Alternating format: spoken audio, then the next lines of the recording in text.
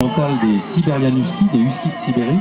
Donc c'est l'image que tout le monde a des chiens de traîneau, hein, des chiens très empoisonnés avec le museau pointu, là de type Spitz.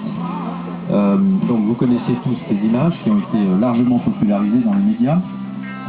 Et vous allez peut-être être frappé, ou vous l'avez déjà été si vous avez assisté à d'autres épreuves, d'autres compétitions, par des morphologies de chiens qui n'ont plus rien à voir avec le Husky de Sibérie tel que je viens de vous en parler.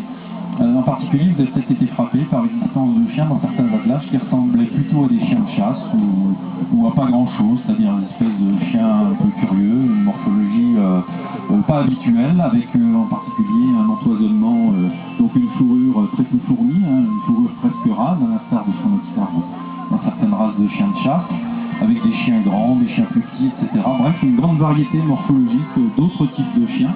Donc on peut se poser la question de savoir à quoi correspondent tous ces chiens qui ne se ressemblent pas vraiment les uns les autres ou qui sont de différents types. Eh bien, il faut savoir que ces chiens correspondent à ce qu'on appelle les Alaskan Huskies. Alors ne faites pas la confusion, là vous avez le Husky de Sibérie, Siberian Husky, et l'Alaskan Husky, le Husky d'Alaska si vous préférez. Donc ce Husky d'Alaska, eh bien c'est un chien qui est issu de croisements entre le Husky de Sibérie et d'autres races, comme par exemple des chiens de chasse, dans certaines lignées avec des lévriers. Bref, avec des races susceptibles d'améliorer les performances physiques de notre Husky de Sibérie de base. Alors vous imaginez bien que si vous croisez des Huskies de Sibérie avec une grosse fourrure bien épaisse, bien fournie avec un chien de chasse, vous allez obtenir des choses éventuellement bizarres. Et c'est ce qui se passe. C'est-à-dire qu'on a une variation morphologique très importante dans cette race Alaskan Husky, donc Husky d'Alaska. Alors on parle de race, mais c'est presque une exception dans toutes les races canines. C'est une race que finalement qu'on n'identifie pratiquement pas par la morphologie. C'est-à-dire que la morphologie peut être extrêmement variable. Ce qui définit la race, c'est son niveau de performance.